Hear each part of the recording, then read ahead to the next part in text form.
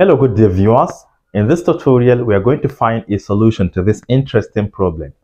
Though the question is not written clearly on the board, but I will explain. We are given a quadratic equation kx squared plus 6kx plus 5 equal to 0. And the question stated that this particular equation has no any real roots, meaning it only contains complex roots, where k here is a non-zero constant. So we are asked to find the range of possible values of k that will satisfy the equation. One thing you should remember is the discriminant of the quadratic equation, which is given as what? D equals b squared minus 4ac. This is the discriminant of quadratic equation. Remember that b is the coefficient of x, a is the leading coefficient, that is coefficient of x squared, and c is the constant term. So whenever you simplify or you evaluate this discriminant and you realize it is equal to 0, that quadratic equation is said to have what? Real and equal roots. But when the discriminant is greater than 0, the quadratic equation will contain real and distinct root, two different solutions, right? But the moment it is less than 0, that's when you simplify it and realize a negative value. Then the quadratic equation will have complex solutions. So this time around, since this quadratic equation has no any real root, it implies it only contains complex roots. Therefore, the discriminant must be what? Less than 0. So let's substitute. What is b? B will be 6k because b is the coefficient of x. So we have 6k whole squared minus 4 multiplied by a. A is the leading coefficient, which we have here as k.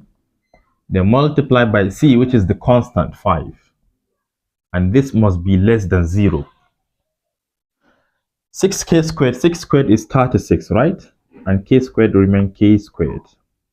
4 times 5 is 20, so we have minus 20k less than 0. I think we have a common factor here. Between the numbers, we have 4. And between the variables, we have k. So we have factored out 4k. Inside, 36 divided by 4 is 9.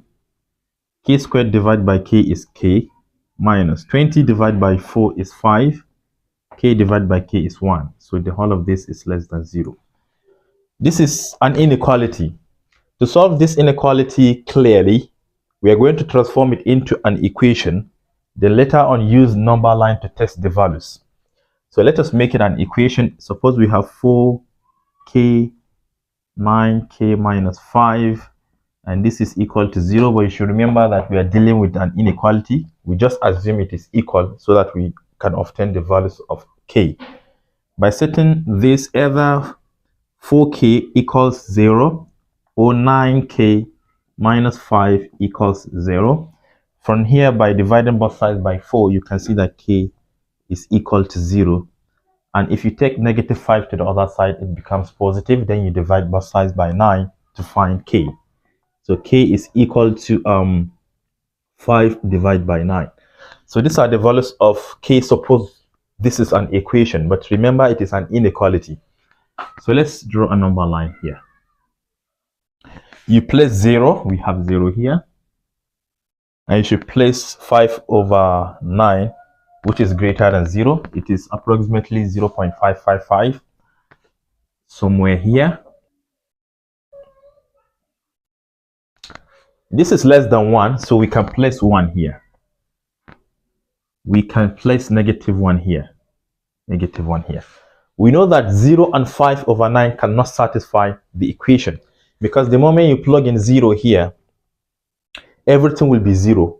And we have learned that k is non-zero constant. And also by replacing k with 5 over 9, you're going to obtain 0. So we have an open cycle here and here. They are not part of the solution. So in order to find the range of possible values of k, we are going to test a value to the left of 0, in between 0 and 5 over 9, and to the right hand side of 5 over 9. So let's test to the left. Already we know that 0 cannot satisfy. So we test negative 1, but make sure to test it in the inequality to see whether that is true. The moment you multiply this, if k is -1, if you multiply by 4, you still have to get negative, because we are concerned with the negative or positive values. This negative times, if you replace this k with -1 times 9, it will going to give us what? -9. Minus 5 is still going to give us what? -14, which is still negative. And if you simplify negative times negative, it is going to give us positive. So is positive number less than 0? That is not true. So every kind of value you know here to the left hand side of 0 will not satisfy the inequality. We know that 0 cannot satisfy. Then we take a value in between. Let's assume we take 0.1. Let's take this one. 0.1 is positive number, right? So if you multiply 0.1 by 4, it's still going to give us positive number, right? Positive number. Then inside we have 0.1 times 9. I think it is going to give us 0.9, right? Then 0.9 we know is less than 5. So the moment you subtract 5 from 0.9, you're still going to get negative value. So this will be negative. And positive times negative will give us negative. And any negative value is less than 0. It means that all these places will give us solutions. All values from 0 to 5/9 will give us a valid solution. Then we can take 1 to test to the right hand side of 5/9. By placing in 1 times 4 is still 4, and 4 is positive.